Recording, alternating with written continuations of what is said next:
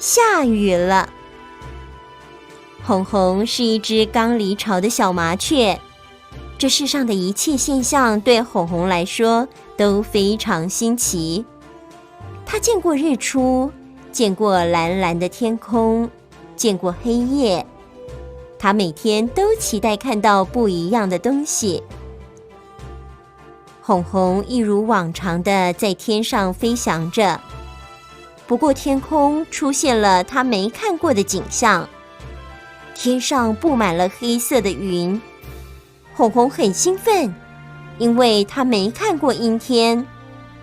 可是小动物们纷纷躲起来，红红觉得很奇怪，于是她就飞到地面上，想要问大家在做什么。请问，奇怪，天上怎么忽然掉下了这么多的水？那是下雨，你第一次看到吗？对呀，我刚刚正要问问其他动物，为什么大家都躲起来了，没想到就遇到下雨了。因为大家看到天上布满了乌云，知道要下雨了，所以都先躲起来了。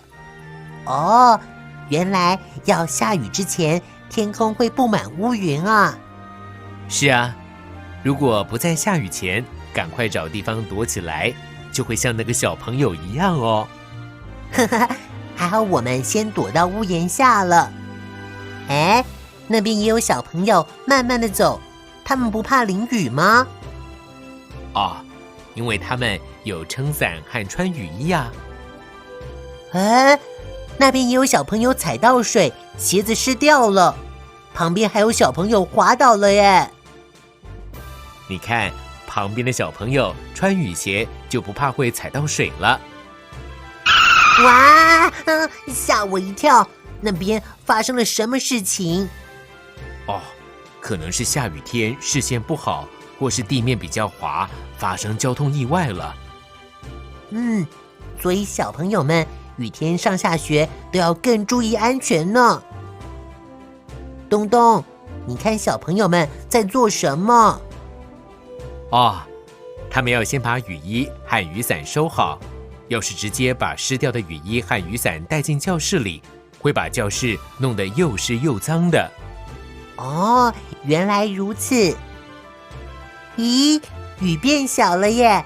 这是我第一次看到下雨，雨天很有趣耶，可以看到很多不一样的景象。等雨停了，你又会看到不一样的景象哦。真的吗？我好期待哦。